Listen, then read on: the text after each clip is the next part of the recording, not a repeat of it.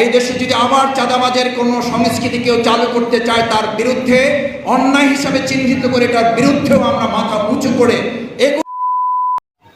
আসসালামু আলাইকুম বন্ধুরা, আশা করি আপনারা সকলেই ভালো আছেন।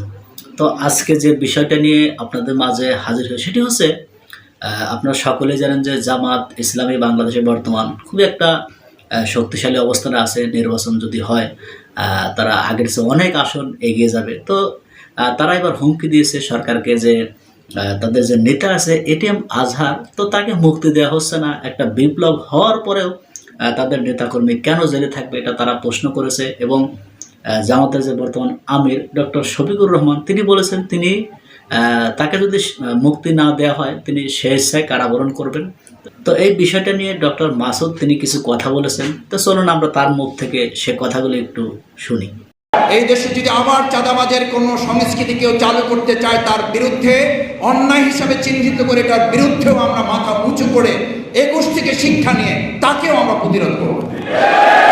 আমরা খুব দুর্ভাগ্যজনকভাবে লক্ষ্য করছি শিক্ষা প্রতিষ্ঠানগুলোকে পরিকল্পিতভাবে অস্থিতিশীল করে কোনো ক্ষেত্রে এই সরকারকে দ্রুত সময়ে ব্যর্থ করে, সংস্কারকে ব্যাহত করে, তথাকথিত যে কোনো উপায়ে একটা নির্বাচন আদায় করার লক্ষ্যে জনগণ এখন বলছে। আমি গতকালকে রিক্সায় উঠে একজনের সাথে কথা বলতে গিয়ে একজন রিক্সাওয়ালা ভাই তিনি আমাকে বলছেন যে স্যার, আপনার কাছে কি মনে হয় যেগুলো শুধুই একটা দুর্ঘটনা? আপনার কাছে মনে হয় যে শুধু এটা একটা মারামারি? আমি বললাম কেন, কি মনে হয় আপনার কাছে? বললো যে স্যার, এটা আমরা তো নিজেরা যখন এক জায়গায় বসে আলোচনা করি আমাদের কাছে মনে হয় এই সমস্ত বিশৃঙ্খলাগুলো করার মূল লক্ষ্য হচ্ছে সংস্কারকে ব্যাহত করে তথাকথিত একটা নির্বাচন দ্রুত করার মধ্য দিয়ে কেউ ক্ষমতায় যাওয়ার জন্য একটা দুঃস্বপ্ন বাস্তবায়ন করে। তার পরিণতি আমাদের কুয়েট, সেখানকার ছাত্রদেরকে রক্তাক্ত করা হলো না শুধু, আগে হেলমেট বাহিনী ছিল, আগে হাতুড়ি লীগ ছিল, এখন রামদা দল নামে কারো আত্মপ্রকাশ করছে, ছাত্র সমাজ তাও মোকাবেলা করবে।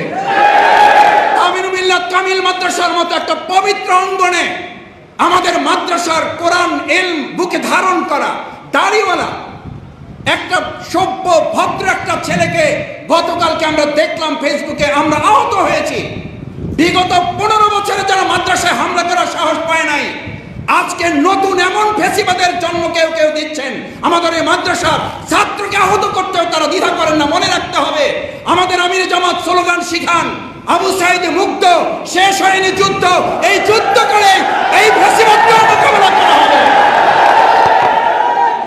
আমাদের যুদ্ধ শেষ হয়নি, আমাদের যুদ্ধ যে শেষ হয় নাই। আমির জামাত গতকালকে একটি স্ট্যাটাস তিনি দিয়েছেন, আমরা বর্তমান অন্তর্বর্তীকালীন সরকারকে খুব স্পষ্ট করে বলতে চাই, বাংলাদেশ জামাত ইসলামী ঢাকা মহানগরী দক্ষিণ, আমাদের মধ্যে আদালত প্রাঙ্গণ, আমাদের মধ্যে আইন অঙ্গন, আমাদের মধ্যে সচিবালয়, আমরা এখানকার একজন ক্ষুদ্র নাগরিক এবং এই আন্দোলনের একজন সহকর্মী হিসাবে আমাদের শ্রদ্ধাভাজন আমিরে জামাত যদি আগামী 25 তারিখে আদালত প্রাঙ্গণে তিনি উপস্থিত হন, আমরা বর্তমান সরকারকে খুব স্পষ্ট করে বলছি, আমিরে জামাত ওখানে যাওয়ার আগে গোটা বাংলাদেশ থেকে কয়েক কোটি মানুষ এসে আমিরে জামাতের সামনে দাঁড়িয়ে আমরা নিজের আগে আত্মসমর্পণ করে জেলে যাব।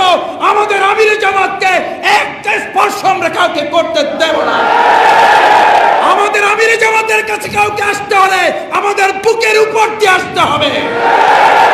তাই পরিস্থিতি অস্বাভাবিক করার আগে এটিএম আজহারুল ইসলামকে মুক্তির ব্যবস্থা করুন, না হলে যে কোনো পরিস্থিতির জন্য আমরা যে অন্তর্বর্তীকালীন সরকারকে সফল করার জন্য তাদের ব্যর্থতারও যেমন সমালোচনা করি, তাদের ভালো দিকগুলো নিয়ে আমরা আলোচনা করি, কিন্তু দুর্ভাগ্য এই অন্তর্বর্তীকালীন সরকারে আপনারা আসার পর আপনারা মামলা থেকে মুক্তি নিলেন, অথচ আমাদের মামলা থেকে আমরা মুক্তি পাচ্ছি না কেন?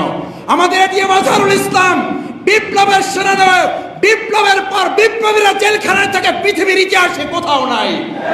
এটা বিপ্লবের সাথে বিশ্বাসঘাতকতা, এটা ওই বিপ্লবীদের প্রতি বিশ্বাসঘাতকতা। বিশ্বাসঘাতকতা করে কোনো সরকার সফল হতে পারে না।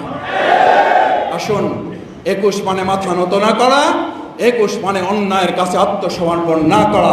বাংলাদেশ জামাত ইসলামী আত্মসমর্পণ না করে, মাথা নত না করে, আমরা যেমন ফাঁসির মঞ্চে হাসি মুখে গিয়েছি, আগামী দিনে এই বাংলাদেশকে দুর্নীতিমুক্ত, বেশিবাদ মুক্ত, আওয়ামী লীগের বিচার করে, ন্যূনতম সংস্কার করে, তারপরে নির্বাচনের জন্য বাংলাদেশ জামাত ইসলামী ঢাকা মহানগরী দক্ষিণের পক্ষ থেকে আমিরে জামাতের যখন যা নির্দেশ আসবে সেই নির্দেশ পালনে জীবন বাজি রেখে আপনারা কি রাজি আছেন?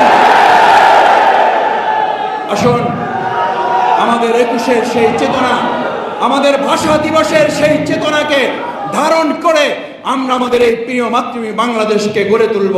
সেই হোক আজকের প্রত্যয়। আসসালামু আলাইকুম ওয়া রাহমাতুল্লাহি ওয়া বারাকাতুহু। এ পর্যায়ে আমাদের সামনে সংক্ষিপ্ত বক্তব্য রাখবেন বাংলাদেশ জামাত ইসলামীর সম্মানিত কেন্দ্রীয় গণপরিষদ সদস্য, ঢাকা মহানগরী দক্ষিণের সংগ্রামী নায়েবে আমির, জননেতা অ্যাডভোকেট ডক্টর হেলাল।